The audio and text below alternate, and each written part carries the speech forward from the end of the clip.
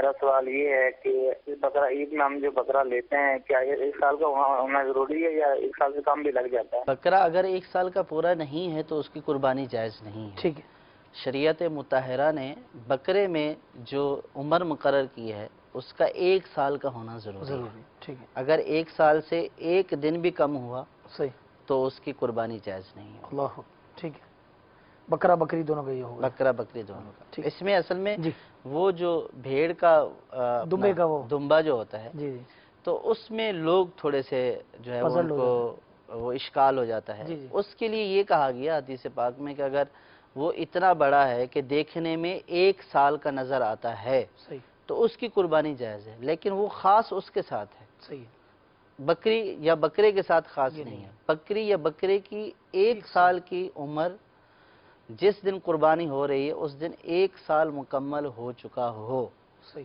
یہ ضروری ہے۔